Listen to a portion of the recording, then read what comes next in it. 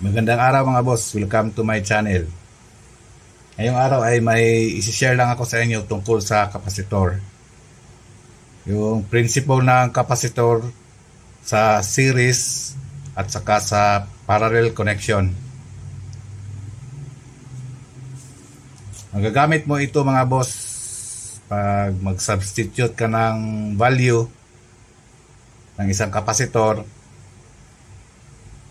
Dapat alam mo yung principle ng kapasitor pag nakakonect siya in series or in parallel connection. May dalawa tayong kapasitor mga boss ito. Ang value nito dalawang 220 microfarad 50 volts. Ito lang yung i-sample natin mga boss. Ito dalawa. Pareho sila ng value. Ito. Kung susukatin natin itong 220 microfarad 50 volts sa ating capacitance meter, ito.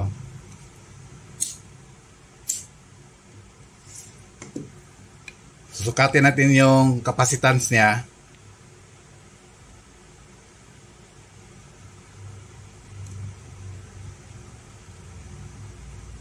Meron lang siyang 204 microfarad.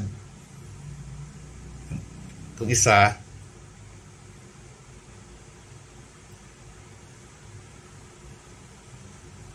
nasa 200 microfarad. Pero good itong capacitor na ito mga boss, bago ito. Yung capacitance niya ay ano lang, parang may tolerance lang. Ngayon, ang kapasitor, pag i-connect natin siya ng series, yung principle ng kapasitor mga boss, yung capacitance niya ay magdi-divide. At yung voltahe niya mag-a-add. I-connect natin siya in series mga boss.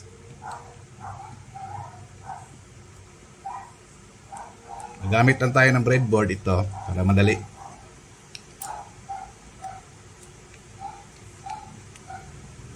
Ayan. Connect natin in series.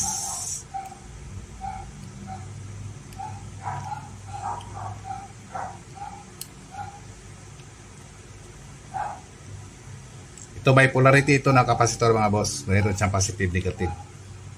Electrolytic kapasitor. Ito yung connection niya mga boss in series. Positive dito, negative dito, sa gitna. Tapos sa pangalawang kapasitor, positive na naman, tapos negative. Check lang natin yung capacitance niya mga boss.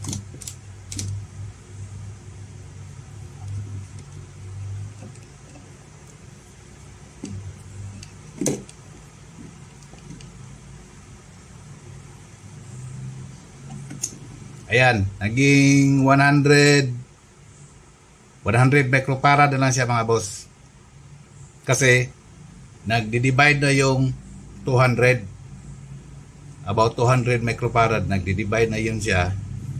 Ito na yun yung total capacitance niya mga boss sa series connection.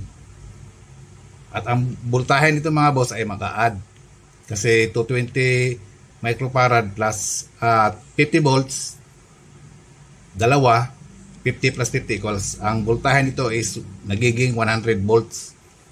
Ang value nito mga boss, 100 microfarad, 100 volts. Ito na yung value niya. Pag sa parallel connection naman, i-check natin yung parallel. Sa parallel connection, mag-a-add yung capacitance niya. Tapos yung voltahe niya ay ano lang, equal lang. Pareho lang.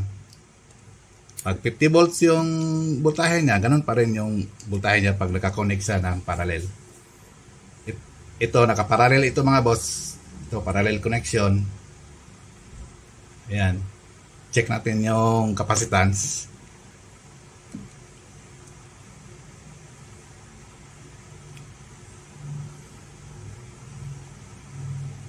Nagiging 403 dito sa ating meter. Ibig sabihin mga boss, nag-a-add yung capacitance niya. At saka yung voltahe niya ay the same lang. Yan mga boss.